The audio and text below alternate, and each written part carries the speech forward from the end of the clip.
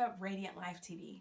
My name is Cherese Dickerson, and I am your lovely host, as well as your chief cheerleader along the Radiant Life journey. A journey where you are living a life that is bold, brave, and absolutely radiant. Now, today we have an episode that is very, very dear to my heart, and a topic, more specifically, that is very, very dear to my heart, and it is the topic of fear. Now, fear is something that paralyzes us, but it not only keeps us stuck, but it keeps us from fulfilling our God-given purpose. Now, I can tell you numerous times where fear has kept me from doing something, whether it was a fear of trying out for the track team, fear of doing piano lessons. There's so many fears: a fear of people, fear of speaking in front of people, fear of caring what people might think. But the bottom line is, fear has kept me stuck. And I know that I'm not the only one that fear has kept us stuck and away from that God-given purpose. Now, if we take a moment and we really think about fear, I'm sure many of you all have heard this already before, but fear stands for false evidence appearing real. Now, if we really think about that, false evidence appearing real, basically, it's a story that we tell to ourselves or convince ourselves of a scenario or something that actually hasn't even happened yet. So, for example, I know in my own personal life, I would come up with these what if scenarios. So, what if I break up with him and I never get into another relationship? What if I fail? What if I start piano and then I absolutely fail? That's actually a real life experience. My parents, as many of you all know, pastor a church, and they asked me to play in church, and I said no. Even though I was taking piano lessons, I knew a lot of the songs that we had played in church, and I was practicing and everything. I said no. Why? Because what if I failed? Well, now, 5 years later, I'm kicking myself. Why? Because I would love to play in church, as well as, just be able to help out. And so I missed that opportunity just because I was so concerned about what if I failed. But those are just some of the what if scenarios for me. But I'm sure you all have some what if scenarios that you all have. Now, when we think of our God-given purpose, it is a purpose and a plan that only God could have given to you.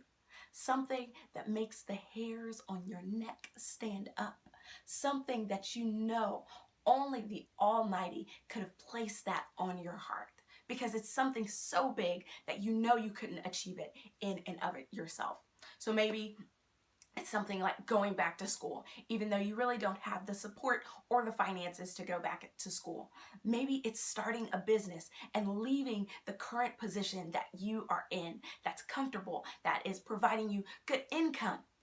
Or maybe it is taking the leap of faith and giving into someone else's life and really investing in them. Whatever that God-given purpose might be, I am sure fear has crept up into your mind and gave you all of these what if scenarios. What if I fail? What if I end up not being able to succeed? Well, let me tell you something. If you stay in that safe place, the place where you're stuck, the place where you currently are, you will never move and shift into that place of success. Why?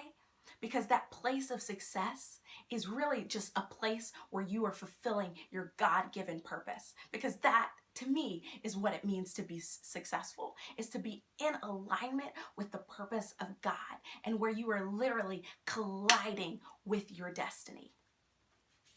And so when we think about all of these things and all of these what if scenarios, what if we thought about, what if I succeeded? What if I decided to do it afraid? What if I decided to take that leap of faith and leave all of my fears and doubts? Don't leave them behind, but just push them to the back and instead decide that I am going to propel myself forward and not stay in that stuck place. What would happen if you succeeded? What would happen if you took that leap? But then what would be different? take a moment and really think about that. What would be different if you did it afraid and you stepped into that place of your God-given purpose? You know what I think? I think when we think about what would be different, we're able to really see what fear currently is costing us. We're able to see that fear is costing us that the visions and the plans that God has for us, but it's costing us because we won't move and take that leap and do it afraid. So let me just give you an example. So when I was thinking about starting this YouTube channel and starting this website and all this other stuff, I was getting really nervous, y'all. I was getting so nervous and like afraid, and so I put it off for months. It took me 9 months to build this website. 9 months to build the website, get all the YouTube stuff together and everything like that.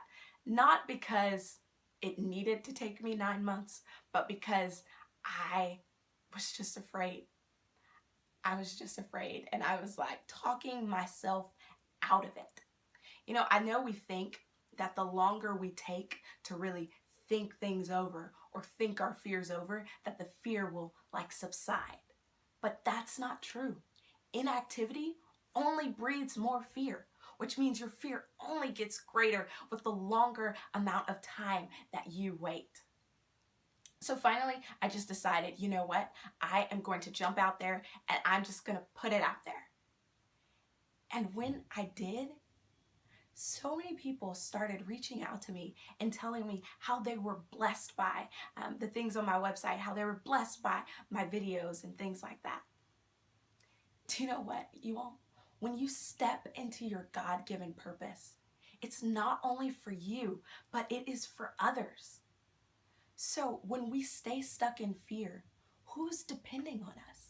Someone is depending on you. Someone is depending on me to walk in my God-given purpose. So would you do me a favor, yourself a favor, and others a favor, and do it afraid? Take that leap and step into your God-given purpose. Now, I don't know what that is for you, but deep down, you know what it is. You know the thing that God has been telling you to do, or the thing deep down inside of you that you've been wanting to do, but you've just been too afraid to do it. Well, honey, let today be that last day that you are talking yourself out of it by these elaborate what-if scenarios. Because the truth is, we create all of these intricate scenarios, and the majority of the time, actually, I will be bold and say 99% of the time, they do not even happen. They don't even happen. So what I want you to do is take that leap and do it afraid. And the first step in doing it afraid is I want you to leave a comment in the comment box down below and write down, Cherese, this is what I am going to do afraid. It doesn't have to be something really big, or maybe for you it is something really big, but I need you to leave it in the comment section.